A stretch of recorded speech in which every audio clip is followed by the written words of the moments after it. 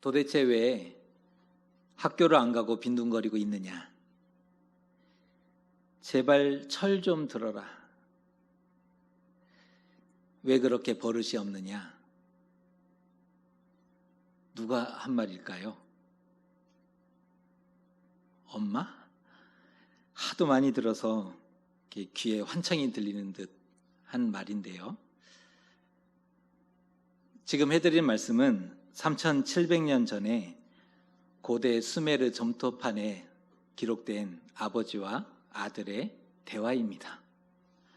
그러니까 요즘 얘기가 아니라 3700년 전에 고대 수메르 토판에 기록되어 있는 내용입니다.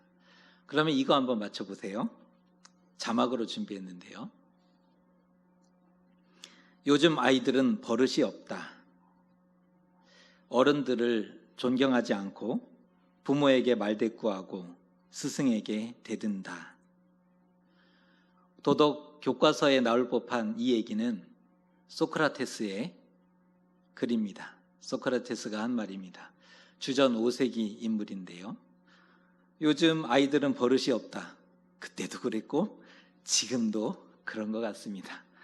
세대 차이인데요. 세대 차이는 어제 오늘의 문제가 아니라 고대에도 엄연히 존재한 그러한 문제였다는 것입니다. 오늘 말씀은 이러한 세대 차이가 사회적인 문제로 표면화되었던 그러한 장면을 기록해주고 있습니다.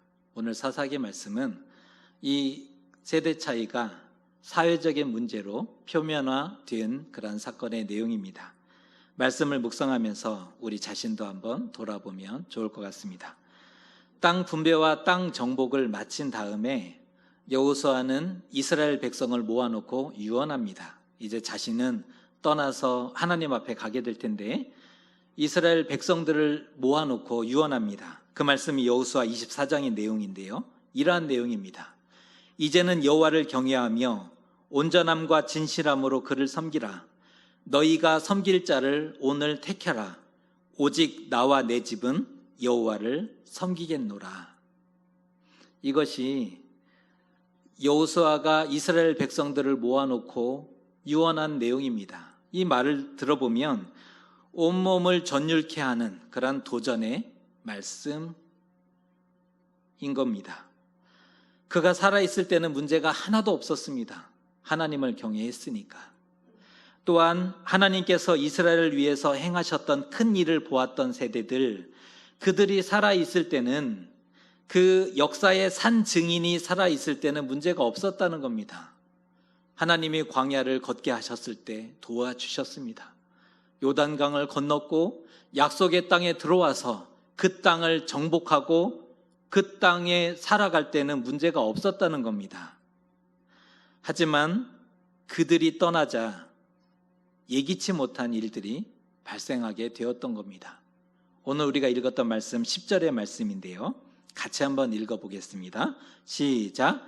그 세대의 사람도 다 그 조상들에게로 돌아갔고 그 후에 일어난 다른 세대는 여호와를 알지 못하며 여호와께서 이스라엘을 위하여 행하신 일도 알지 못하였더라.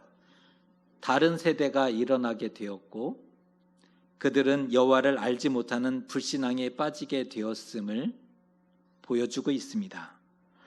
여호수아 때의 세대를 좀 구분해 보면 출애굽 세대가 있죠. 그들은 출애굽해서 광야 40년을 걸어갔던 사람들입니다. 그 다음에 광야에서 태어난 광야 세대가 있습니다. 이 광야 세대는 광야에서 태어났고 약속의 땅에 들어가서 그 땅을 정복했었던 사람들입니다. 그 후에 가나안 땅에서 태어난 가나안 세대가 일어나게 되었는데요. 그러니까 출애굽 세대와 광야 세대와 가나안 세대, 이런 세대 구분을 해볼 수 있는데, 하지만 그 땅에서 태어난 세대는 성경이 평가하기를 다른 세대였다라고 평가하고 있는 겁니다. 이전 세대가 아니라, 동일한 세대가 아니라 다른 세대였다라고 평가하고 있습니다. 그들은 더 이상 하나님을 경외하는 세대가 아니었다는 겁니다. 하나님의 놀라운 기사와 능력을 목격했던 목격자들이 떠나고 사라지자 완전히 다른 세대가 일어나고 말았다라는 기록을 볼 수가 있습니다. 하나님을 얻는 데는 참으로 오랜 시간이 걸립니다. 역사가 걸리고 참으로 오랜 시간이 필요합니다. 하나님을 얻기 위해 인내하고 연단하고 훈련해야 하죠. 어쩌면 광야 40년이 하나님을 얻기 위한 시간, 훈련이었지 않습니까? 하지만 하나님을 잃는 데는 단 한 번으로 충분합니다. 한 세대면 완전히 남이 되고 백지화되기에 충분한 시간이었던 거죠. 그래서 하나님이 끊임없이 경고하셨지 않습니까? 너희가 약속의 땅에 들어가거든. 민수기, 신명기 말씀이 이 말씀이 반복이잖아요. 너희가 약속의 땅에 들어가거든.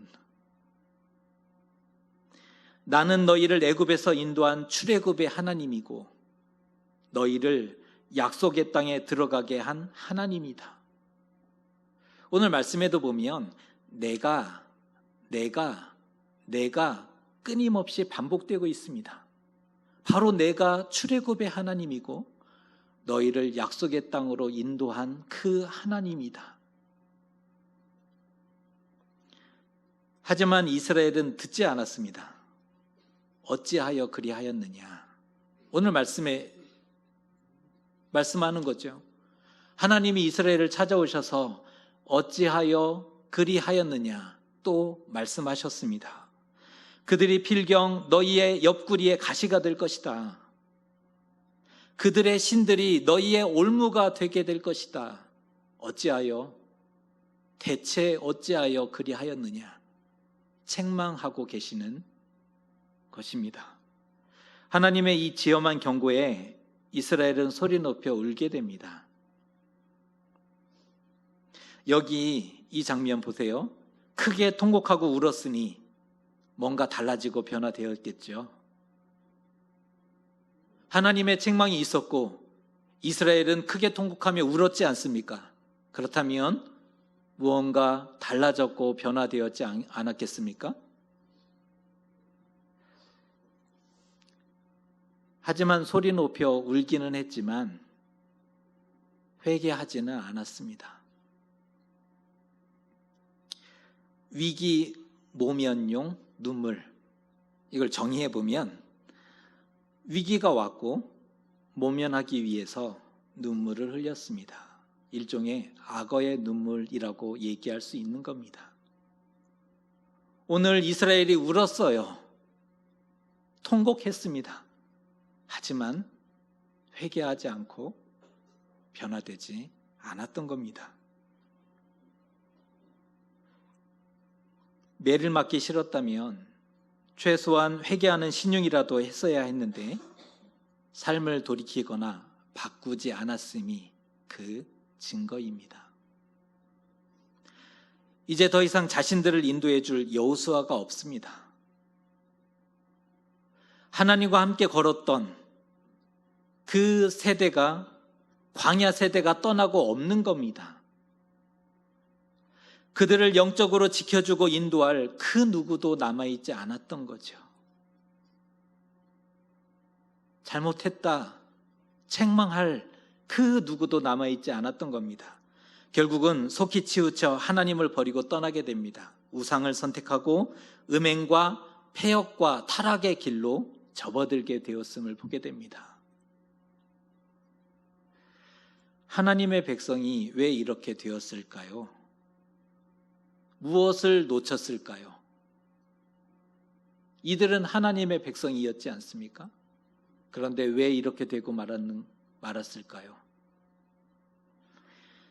이스라엘과 열국의 차이는, 이스라엘과 다른 나라의 차이가 있다면 하나님의 언약이 있느냐 없느냐일 것입니다.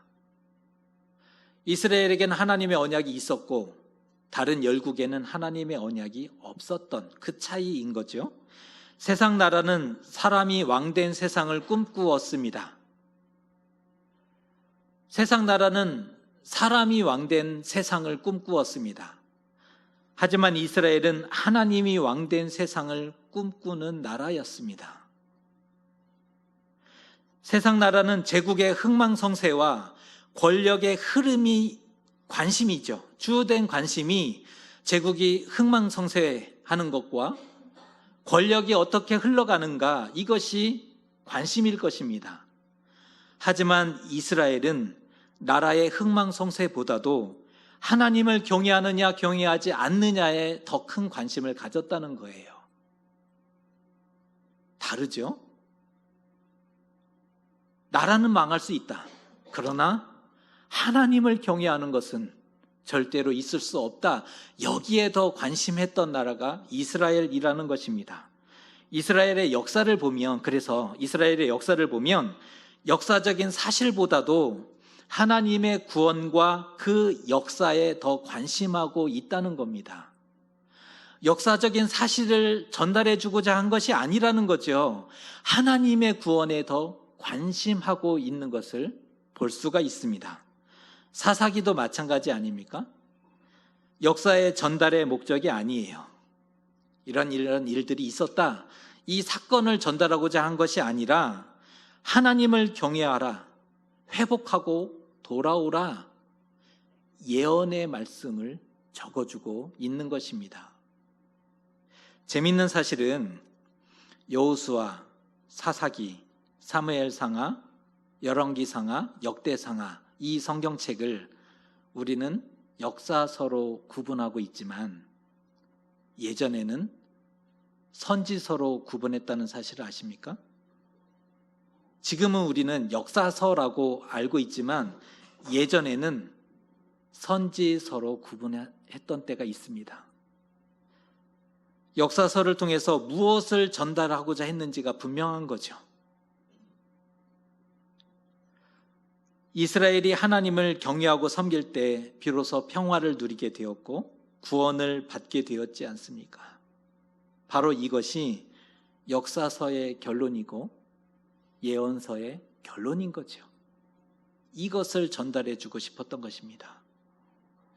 그런데 결정적으로 이스라엘은 다음 세대를 준비하지 못하였습니다. 역사를 잘못 써가게 되었다는 것이죠. 광야 세대는 하나님의 구원과 승리를 경험했고 하나님을 가까이 만났습니다. 매일 하나님을 만나지 않으면 살 수 없었기 때문에 광야 세대는 그렇게 하나님과 함께 걸었습니다. 하지만 정착민으로 살았던 가나안 세대는 상황이 완전히 달라졌던 겁니다. 가나안의 발달한 문화와 문명, 눈에 들어왔습니다. 어떤 의미에서 배신감을 느끼게 된 거예요. 광야를 걸었을 때는 몰랐지요. 그런데 가나안에 들어와 봤더니 이렇게 좋은 게 있었어요. 우리가 이걸 몰랐던 겁니다. 광야에서. 근데 가나안에 들어왔더니 이렇게 발달하고 좋은 것이 있는지 처음 알았습니다. 눈이 열려졌어요. 또한 현실 문제에 더 적합했던 가나안 종교, 정말 매력적이었어요. 떠돌이 유목민 신과 생각해 보세요. 떠돌이 유목민 신과 농경사회에 최적화되었던 풍요와 다산의 신, 비교가 될 수 있습니까? 이거는 비교가 될 수 없지요. 떠돌이 유목민 신과 겨우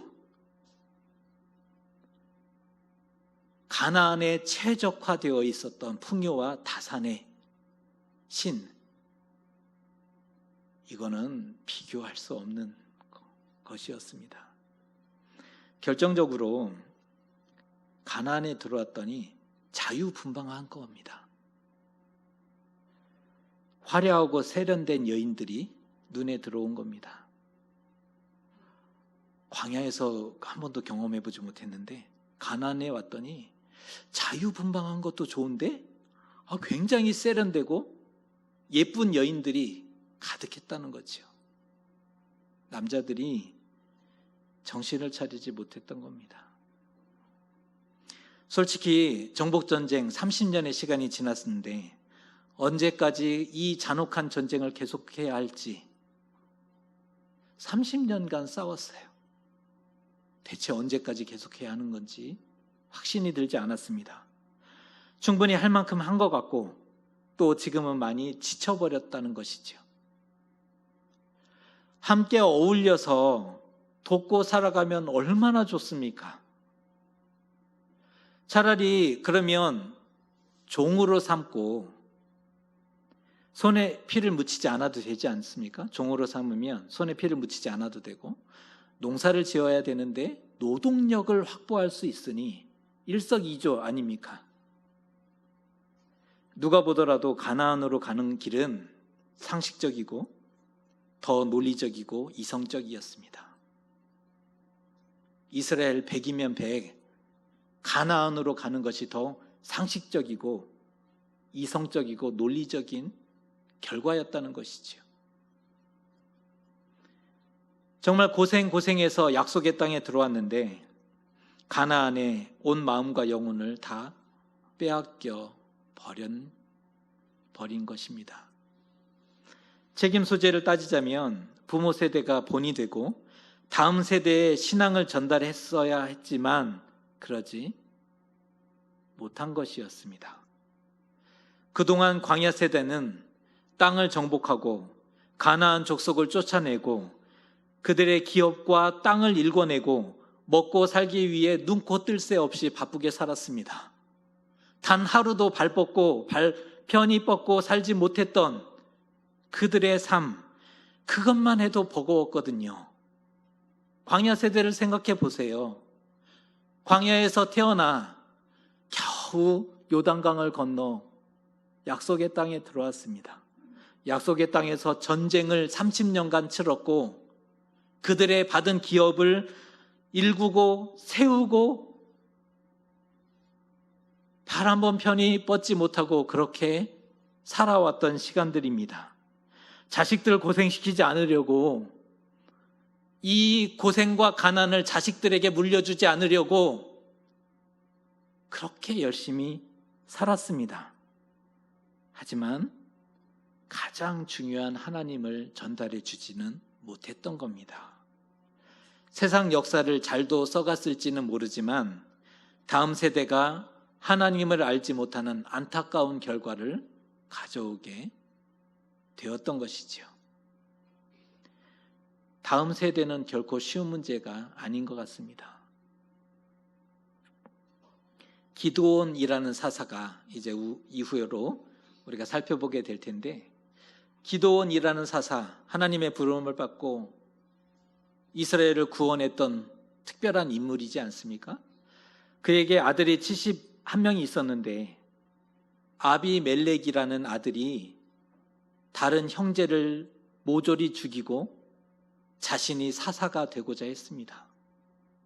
다음 세대 쉽지 않습니다.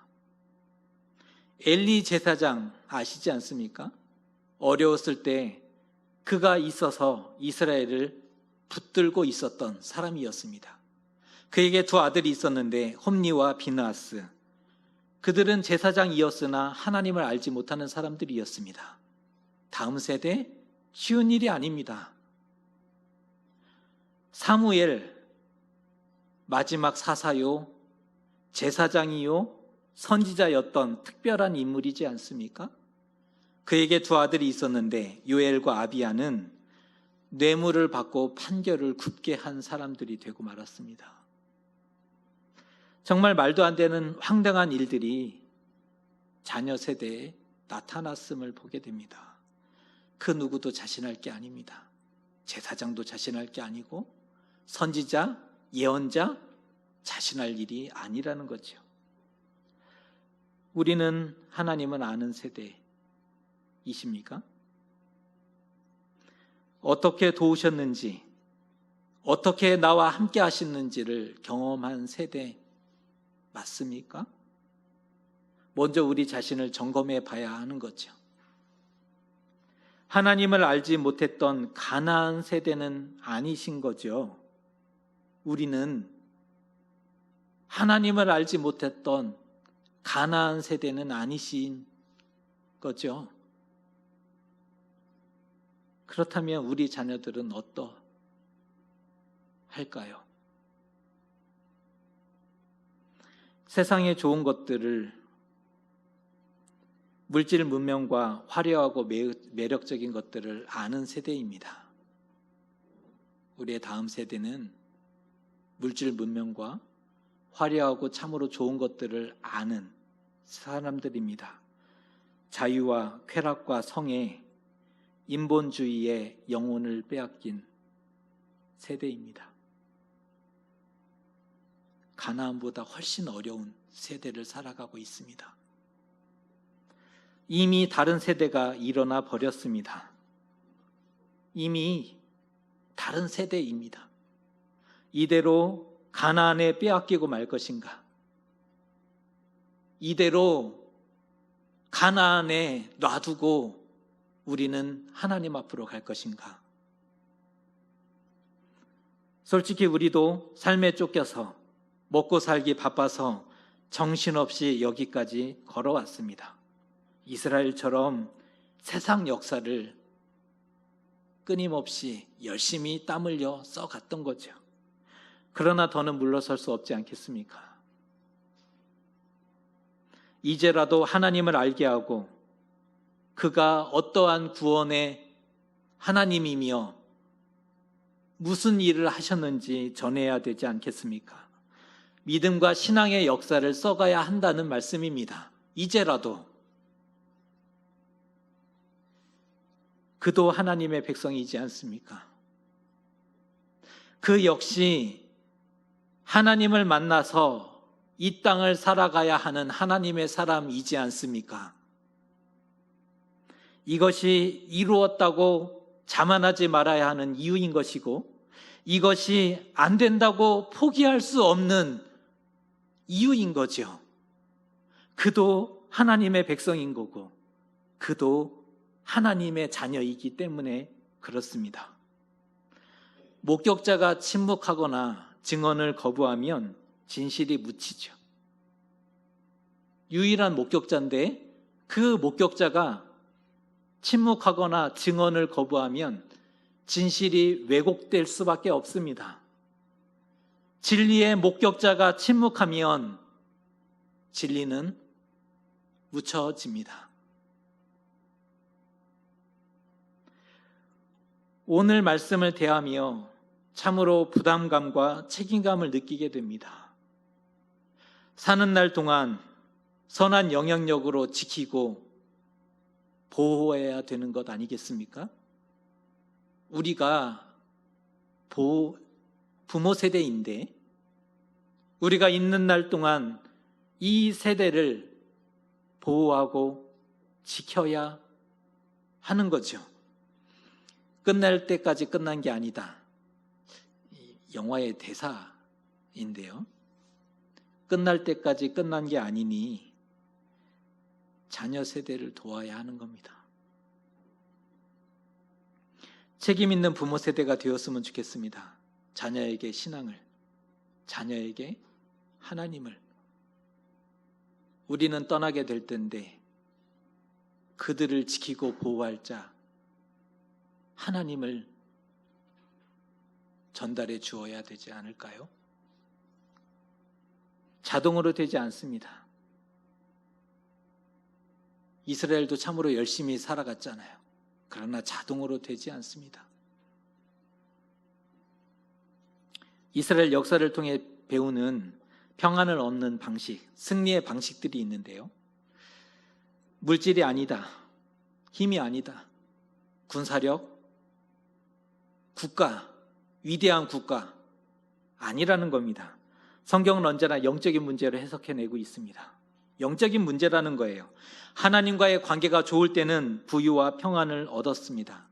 하지만 하나님을 잃었을 때는 약해지고 쇠약해지고 황폐하게 되었음을 볼 수가 있습니다. 삶의 상승과 하강이 하나님에 대한 순종과 불순종의 결과로 성경은 전달해 주고 있습니다.